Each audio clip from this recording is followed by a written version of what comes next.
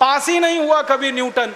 School वालों ने निकाल दिया उसको कि हर बार फेल हो जाता है, ये पढ़ने लायक नहीं है। जब स्कूल ने निकाल दिया उसको, तब उसका दिमाग खुल गया और उसने गिरते हुए सेब को देख लिया और उसने गुरुत्वाकर्षण का सिद्धांत दे दिया। जो आदमी स्कूल में फेल हो गया था, अब सारी दुनिया उस पर पीएचडी करती है और उसके गुणगान करती है। माने फेल और पास होने से किसी व्यक्ति के जीवन का कोई लेना देना नहीं। आप आइंस्टाइन की अगर कहानी पढ़ोगे तो आइंस्टाइन तो 9 कक्षा के आगे पढ़ नहीं पाया कभी, निकाल दिया स्कूल ने उसको, क्योंकि वो कुछ और सोचता रहता था।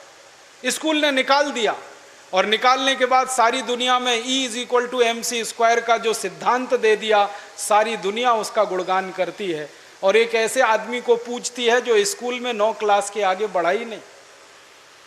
मतलब मैं कहना चाहता हूं, 9 पढ़ जाए, 10 पढ़ जाए, 12 पढ़ जाए, 16 पढ़ जाए, इससे कुछ लेना देना नहीं।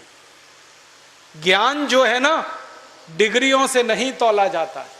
ज्ञान अलग चीज है, डिग्रियां बिल्कुल अलग चीज। मैं तो इसी देश की कहानी देखता हूं। धीरूभाई अंबानी 9 क्लास फेल हो गया, पेट्रोल पंप पे नौकरी करना शुरू किया और रिलायंस नाम का एक एम्पायर खड़ा कर दिया जो सारी दुनिया में 4.5 लाख करोड़ का है। 9 क्लास फेल आदमी 4.5 लाख करोड़ का एम्पायर खड़ा करके छोड़ गया। इसका माने ज्ञान का डिग्री से कोई संबंध नहीं है। घनश्याम दास बिरला 4 क्लास पढ़े, स्कूल और गांव छोड़कर निकल गए, लोटा लेकर कलकत्ता पहुंच गए और इतना बड़ा खानदान बना दिया, बिरला एम्पायर, जो आज लाखों करोड़ का है। 4 क्लास पास आदमी ने किया। बिरला जी कहा करते थे कि क्लास पास करना कोई महत्व की बात नहीं है जीवन की तुलना में। तो हम जीवन को जीने वाली शिक्षा हमारे विद्यार्थियों को दें, ऐसी शिक्षा व्यवस्था हम बनाएं जिसमें डिग्री का महत्व ना हो, ज्ञान का महत्व हो, परीक्षा का महत्व ना हो, सीखने का महत्व हो, पढ़ाने का महत्व नहीं हो, सिखाने का महत्व हो। अध्यापक भी सीखें, विद्यार्थी भी सीखें, दोनों सीखने की प्रक्रिया में आगे बढ़ें।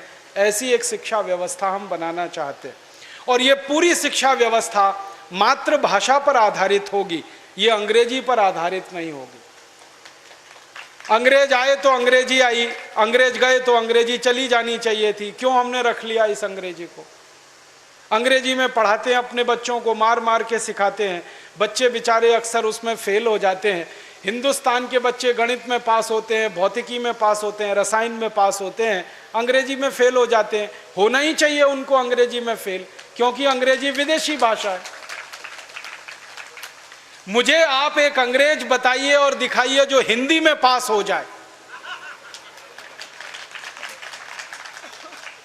तो मैं अंग्रेजी में पास होकर दिखा सकता हूं। जब कोई अंग्रेज हिंदी में पास नहीं हो सकता, तो हम भारत के विद्यार्थियों से क्यों अपेक्षा कर रहे हैं कि वो अंग्रेजी में पास हो? और अंग्रेजी भाषा नहीं है पास होने लायक, ये तो भाषा ही रद्दी है। इस भाषा का इतिहास जब मैंने पढ़ा, 5वीं शताब्दी में तो ये भाषा आई, माने मुश्किल से 1500 साल पुरानी है। हमारी भाषा तो करोड़ों साल पुरानी है, संस्कृत, हिंदी, मराठी, तमिल, तेलुगु, कन्नड़, मलयालम, ये तो 1500 साल पुरानी है। और दुनिया की सबसे रद्दी भाषा है अंग्रेजी, जिसकी कोई अपनी व्याकरण नहीं है जो शुद्ध हो और ठीक हो। आपको एक उदाहरण देता हूं। अंग्रेजी में एक शब्द है PUT, पुट, BUT, तो PUT पट होना चाहिए। CUT कट, BUT बट, तो PUT पट। अगर PUT पुट तो CUT कुट, BUT बुट, यही होना चाहिए ना। क्या मूर्ख लोगों की भाषा है, ग्रामर ही नहीं है। और परम मूर्खता की भाषा ये अंग्रेजी। एक शब्द है अंग्रेजी में, उसमें कहते हैं केमिस्ट्री, CHEMISTRY, केमिस्ट्री। तो यहां पे CH जो है ना का हो गया, ठीक है।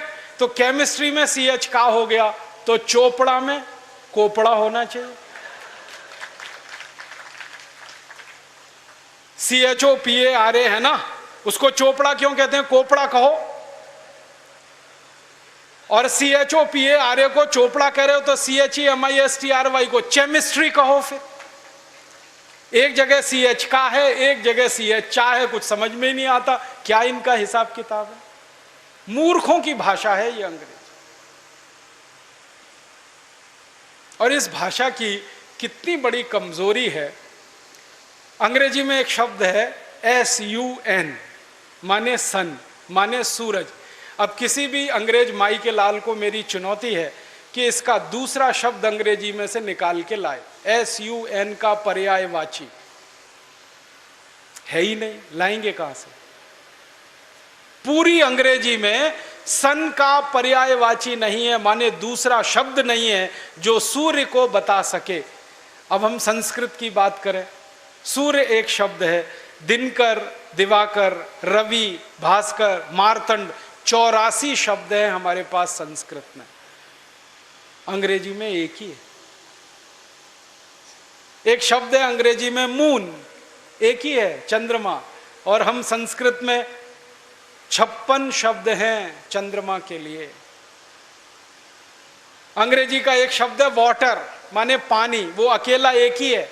वो नदी का पानी हो या नाले का, कुएं का हो या तालाब का, सब पानी वाटर है। और यहां भारत में हर पानी के लिए अलग शब्द है। बारिश का पानी अलग, समुद्र का पानी अलग, नदी का पानी अलग, तालाब का अलग, सरोवर का अलग, नाले का पानी अलग, कीचड़ का पानी अलग, सब पानी के लिए